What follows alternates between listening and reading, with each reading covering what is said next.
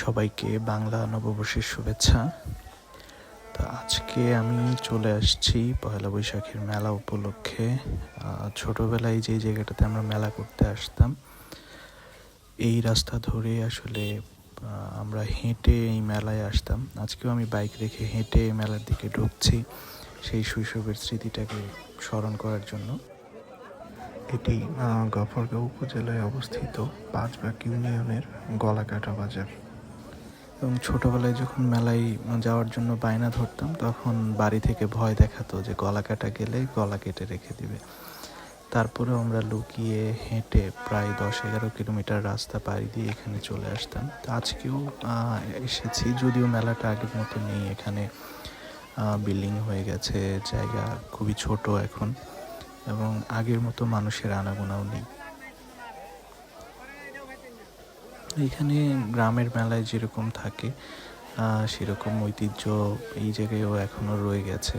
So এখানে দেখতে পাচ্ছেন যে ছোট বড় বিভিন্ন বয়সী মানুষজন এই মেলায় এসছে, এবং ছোট ছোট শিশুরা তাদের মায়ের সাথে বাবার সাথে এই মেলাতে ঘুরতে এসছে। আমরাও এই মেলায় এসে বিভিন্ন রকম যে জিনিসপত্র আছে সেগুলা কিনতাম ছোটোবেলায়।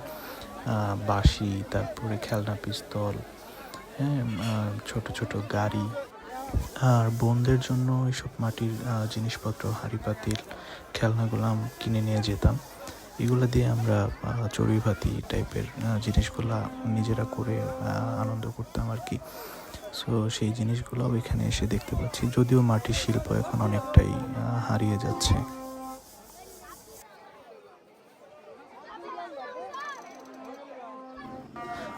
বর্তমান সময়ে আপনি যে কোনো গ্যাদারিংয়ে যান না কেন, এই জিনিসটা আপনি অবশ্যই দেখতে পাবেন।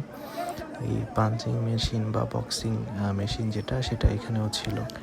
আর ছোটোবেলায় আমরা এইসব কামারদের কাছ থেকে ছোট ছোট দা কিনে নিয়ে আসতাম চুরি করে গাছ থেকে আম পেড়ে খাওয়ার জন্য। আর বাবা সারা বছরের জন্য যে শুকনা মরিচ লাগতো, সেটা এই মেলা থেকেই কিনে নিয়ে আসতো। তো সেটা এখন আমরা দেখতে পাচ্ছি, চরের যে মরিচগুলা, শুকনা মরিচ। আর মেলার মূল আকর্ষণ ছিল এই জিলাপি, গরম গরম জিলাপি ভাজা হতো, আর সেখান থেকে আমরা পরিমাণ মতো জিলাপি নিয়ে আসতাম বাড়ির জন্য।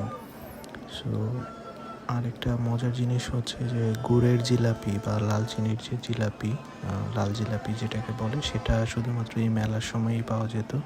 অন্য সময় শুধু সাদা জিলাপিটা আমরা কিনতে পেতাম। সো এই যে জিলাপি তৈরি হচ্ছে, আমি দাঁড়িয়ে দাঁড়িয়ে একটু দেখার চেষ্টা করলাম যে জিলাপিগুলো কীভাবে তৈরি হচ্ছে। দক্ষ কারিগরের হাতের প্যাচে এই জিলাপিগুলো তৈরি হচ্ছে, এবং কড়া করে ভেজে তারপরে সেটা চিনির যে সিরাপ থাকে বা গুড়ের যে সিরাপ, সেখানে চুবিয়ে তারপরে আমাদেরকে দিয়ে দেওয়া হয়। ব্রহ্মপুত্র নদের তীর ঘেঁষে এই বৈশাখী মেলাটি ঠিক কবে শুরু হয়েছিল সেটা আসলে জানা নেই, কারণ আমরা ছোটোবেলায় এই মেলায় যেতাম, বা আমাদের যারা আগের জেনারেশন আছে তারাও ছোট থেকে এই মেলায় আসছে। সো অনেক পুরনো মেলা।